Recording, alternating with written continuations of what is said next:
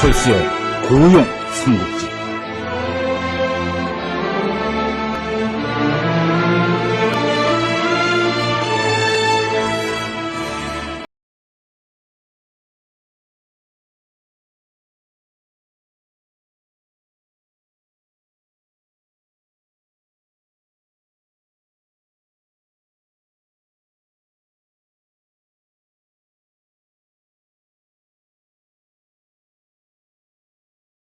하기도 하다. 장비는 왜 밤낮으로 술을 마시는가? 황건적 때문이야. 황건적을 접으셔야 되는데. 장비를 취하게 만드는 황건적, 그들은 누구인가? 우선 그것부터 설명을 해보자. 황건적은 한마디로 떼도둑이다. 머리에 노란 수건을 두르고 암호 연락도 노란 헝겊으로 한다. 그들이 내건 구호도 다음과 같다. 푸른 하늘은 가고 노란 하늘이 온다. 푸른 하늘은 당시 집권 세력인 한왕조를 의미하고 노란 하늘은 바로 황건적 자신들을 의미한다. 그래서 그들은 군가도 이런 군가를 부른다. 반군가 군가한다. 으아 누웠어요. 으아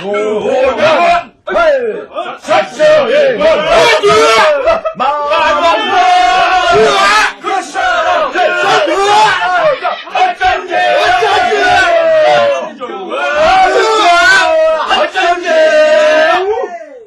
이들은 수백만의 세력을 자랑하고 있으며 약탈과 방화가 주특기로 백성들에겐 공포의 대상이다.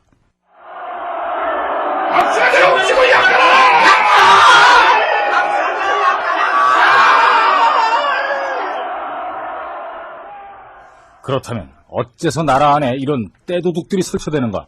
그 이유를 알려면 다시 시간을 거슬러 올라간다. 지금으로부터 2200년 전, 그러니까 기원전 202년 한나라를 세운 사람은 바로 항우를 쓰러뜨리고 천하를 통일한 유방이다. 내 칼을 받아라! 유방아! 얘들아! 저 유방을 찔러라! 아! 웃기지 마라! 항우야! 어디 한번 찔러보면 찔러봐라! 이름은 조금 야하지만 유방은 한나라를 건국한 어엿한 산의 대장부다.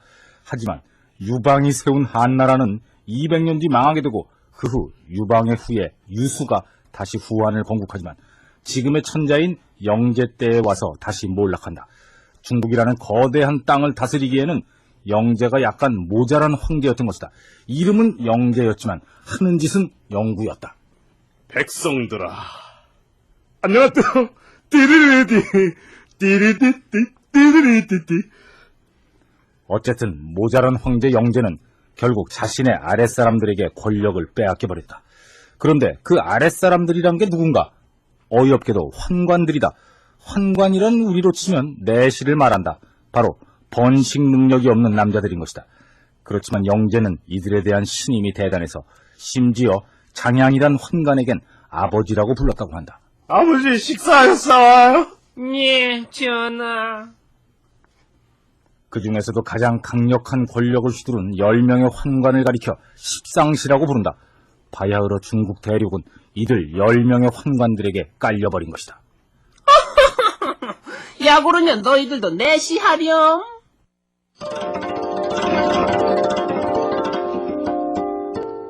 멀리 거록이란 땅에 장각이란 자가 살고 있었다.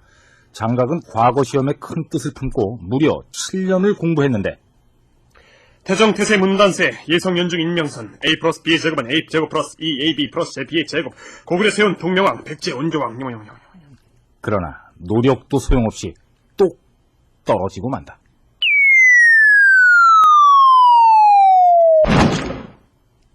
그리고 그로 인해 애인한테도 버림을 받는다.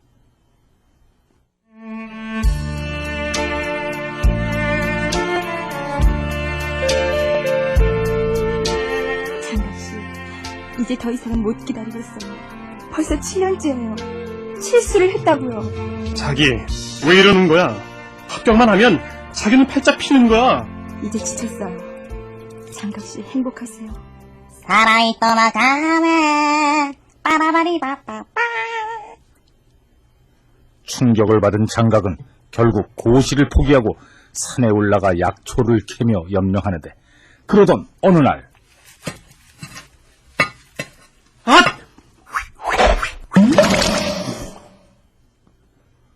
장각은 그만 호미를 연못에 빠뜨린다. 그리고 바로 그때 백성아! 이 금호미가 네 금호미냐? 아닙니다. 그럼 이 은호미가 네 은호미냐? 아닙니다. 제 건 그냥 투박한 보통 홈입니다. 저 바보 아니야? 그래. 이거 성직한 이거. 네 이름이 바로 장각이랬다. 예, 맞습니다. 그런데 노인장은 내 이름? 나는 남화노선입니다. 내 너에게 줄 것이 있어. 남화노선? 그렇다면 신선이란 말인가? 그렇지. 이를테면. 세상에, 속마음도 다 읽을 줄 아네? 그럼 척하면 척이지. 어머나, 야, 좀 그 표현이, 어머나, 이게 뭐냐, 임마. 저, 하여튼 말이야, 장가가. 이 책을 받아라. 이 책은 말이야, 천서로서 태평요술이란 책인데, 이 세 권의 책을 읽으면 인간의 병을 고치는 힘을 얻게 되고, 바람을 부르고, 비를 내리게 하는 술수까지 터득하게 되느니라. 그러나 그 책은 반드시 백성을 편케하는 데 쓰거나, 만약 혼자만의 욕심을 채운다면, 넌 망하게 돼. 알겠느냐? 예, 알겠습니다. 그럼 이만 난 간다. 숭구리당당 숭당당 땅.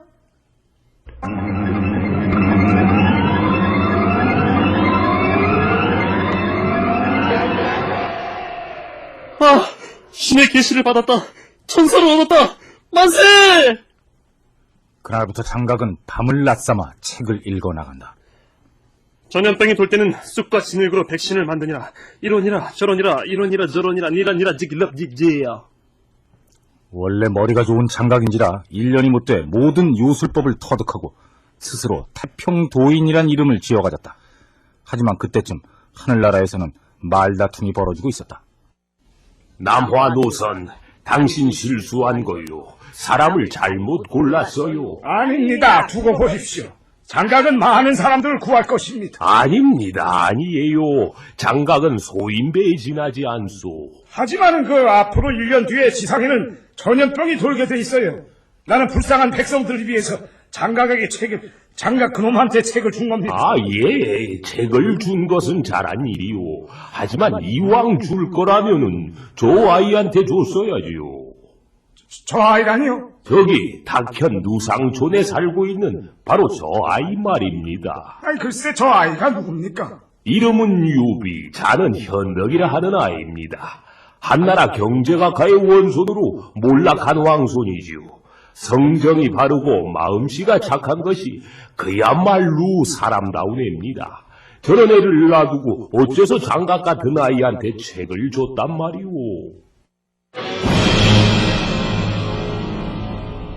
신선들이 걱정했던 대로 장각은 결국 사고를 치고 만다.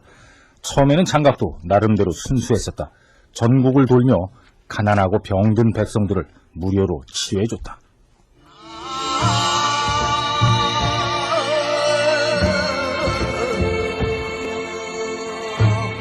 그래, 그대는 어디가 아픈가? 눈을 다쳐서 앞을 볼 수가 없습니다요. 그렇다면 이 탕약을 마시거라. 예. 그리고 눈을 떠서 나를 보라. 보입니다요, 의원님. 보입니다요, 장의원님. 죽은 자도 살려낸다는 장각의 신통력은 순식간에 소문이 퍼지고 천하에 돈 없고 백 없는 백성들이 앞다투어 그의 휘하로 몰려든다. 그 수가 무려 50만! 장각의 간이 풍선처럼 커져서 배 밖으로 나왔다. 이거 장난이 아닌데 그래? 좋아, 나도 왕노릇 한번 해보자. 갑자년이 되면 이 나라를 뒤집어 엎을 거야! 그러나 장각의 야심은 즉각 중앙정부에 발각되고 장각에 대한 체포명령이 떨어지자 장각은 선수를 친다. 모두 무기를 들고 일어서! 이제 우리는 하늘을 대신해서 도탄에 맞은 백성을 구한다! 한나라를 무너뜨리고 새 세상을 만들자! 좋아요!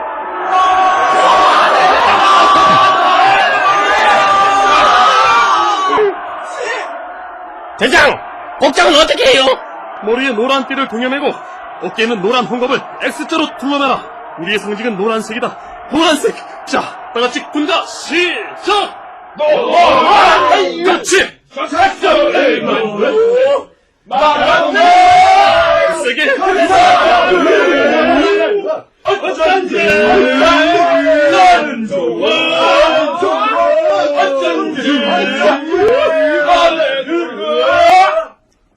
조정에서는 즉시 토벌군을 결성해서 맞서봤지만 약탈과 방화에 맞들인 황건적에게 연전연패를 당한다. 저거 보시오, 남한우선. 당신은 실수한 거요. 이거 면목 없소이다. 정말로 면목이 없소이다. 만약 유비에게 그 책을 줬더라면 이런 일은 없었을 것을. 자, 그렇다면 신선이 저토록 칭찬하는 유비는 과연 어떤 인물인가? 탁현 누상촌의 커다란 뽕나무집에서 태어난 유비는 돗자리를 만들어 팔며 과부인 어머니를 지성으로 모시는 효자로 소문나 있다. 중국인들의 기록을 보면 유비의 생김새는 다음과 같다. 키는 8축이나 되고 귀는 커서 어깨까지 내려오고 눈이 크니 자신의 귀를 볼 수 있고 입술은 기름을 바른 듯하고 팔이 길어서 무릎까지 내려왔다. 중국인들의 기록대로 유비의 생김새를 그림으로 그려보니 이건 사람이 아니라 무슨 외계인이다. 과장하기를 좋아하는 중국인들의 뻥튀기가 틀림없다. 빵이야! 얘야, 그만하고 들어와서 밥 먹어라. 어머니, 드디어 돗자리 50장을 만들었습니다. 내일은 큰 시장에 가서 한번 팔아보려고요. 아니, 그걸 팔아서 못하게. 꼭 사고 싶은 게 있어요. 에이, 우리 유비가 사고 싶은 게 뭘까? 혹시 셋이냐? 아이고, 어머니도 참. 아이고, 뭘 놀랬냐? 내 나이도 이제 28이나 됐어. 벌써 장가들 나이가 지났지 않느냐? 예, 사실은요, 어머니한테 선물을 하고 싶은 게 있거든요. 나한테? 아이고, 그게 뭐냐? 아마 깜짝 놀라실 겁니다, 어머니. 어쨌든요, 내일 출발해서 열흘 뒤쯤 돌아오게 될 거예요. 언니 알았다. 조심해서 다녀오너라. 근데 그 칼도 가져가느냐? 예, 도처에 황건적이 날뛰고 있으니까 호신용으로 가져가려고요.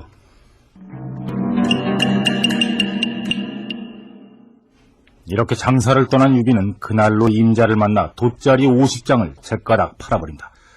유비는 이 돈으로 뭘 사려는 걸까? 유비가 사려는 건 다름 아니라 차였다. 부릉부릉 이런 차가 아니라 바로 마시는 차. TEE 아니야? TEA야? TEA. 알어. 중국인들은 옛부터 수질이 좋지 않아서 차를 즐겨 마신다. 그러나 값이 워낙 고가이다 보니 서민들은 꿈도 꾸지 못한다. 유비는 바로 그 귀하디 귀한 차를 사기 위해 서울에서 내려오는 배를 기다리고 있는 것이다.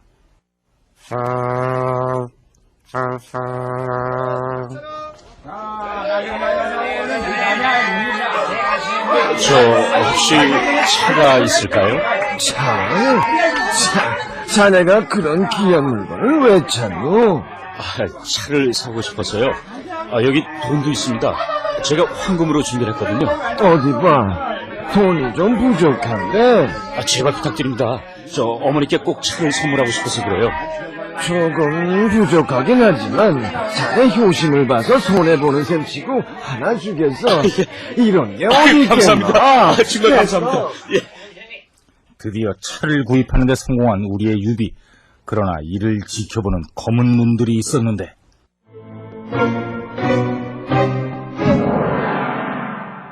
어쭈, 저놈 봐라. 차를 사고 있잖아. 장각 두령님은 차라면 사족을 못 쓰는데. 저걸 갖다 바치면 무조건 3계급 특징이다. 저놈 여관으로 들어가네? 오늘 밤 저기서 묵게 되나봐. 야, 여관 이름이 뭐냐? 가만히 있어보자.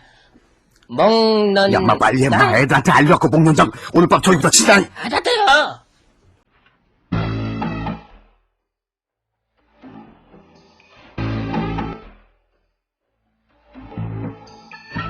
어머님께 선물하기 위해 차를 구입한 우리의 효자 유비. 그러나 유비는 무사히 돌아갈 수 있을까?